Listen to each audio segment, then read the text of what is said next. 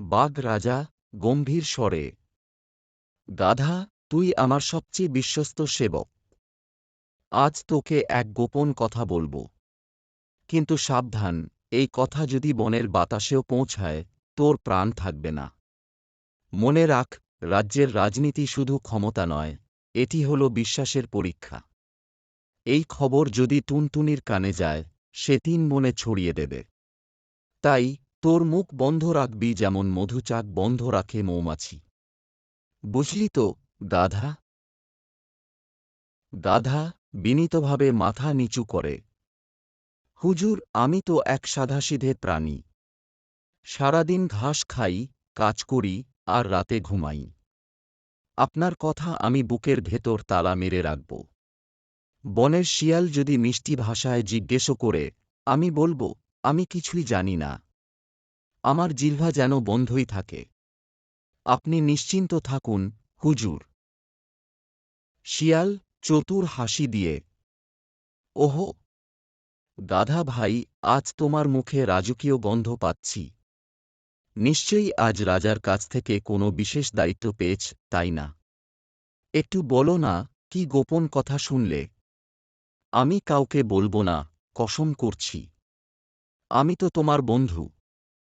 দেখো, তোমার মুখ চুপ রাখলে হয়তো রাজার দয়া পাবে না, কিন্তু আমার সঙ্গে ভাগ করলে আমরা দুজনেই হব বুদ্ধিমান প্রাণী।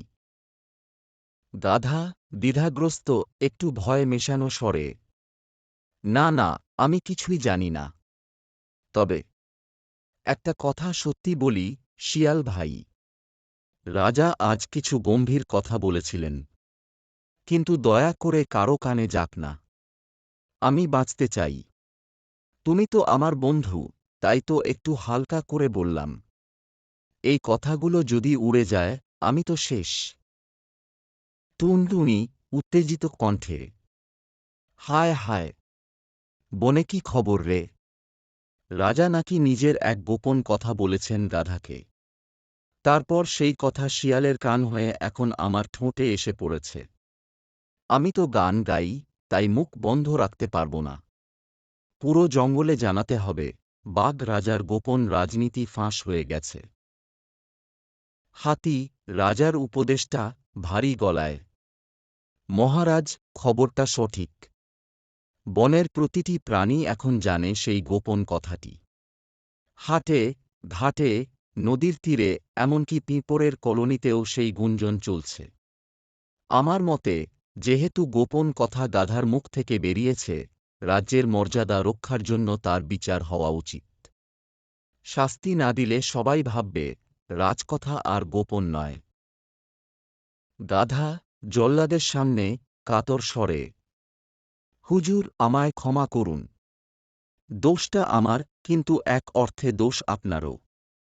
আপনি যদি নিজে নিজের কথা বুকের ভেতর রাখতে না পারেন, আমি কি পারব? আমি তো এক সাধারণ প্রাণী। নদী কি থামতে পারে যদি সমুদ্র নিজেই উত্তাল হয়? আমি শুধু আপনার ছায়া অনুসরণ করেছি, হুজুর। আপনি যদি চুপ থাকতেন, আমি কখনো মুখ খুলতাম না। বাঘ রাজা বিব্রত কিন্তু জ্ঞানী স্বরে, গাধা, তুই আমাকে আয়নায় দেখালি। আমি সত্যিই আমার গোপন কথা নিজের মনেই আটকে রাখতে পারিনি। আমি তো রাজা হয়েও নিজের মুখের তালা রাখতে পারিনি, তাহলে তুই রাখবি কিভাবে? আজ থেকে আমি শিখলাম, গোপন কথা নিজের বুক ছাড়া আর কোথাও নিরাপদ নয়। তোকে মুক্তি দিলাম, গাধা। তুই আজ বনের সবচেয়ে জ্ঞানী প্রাণী।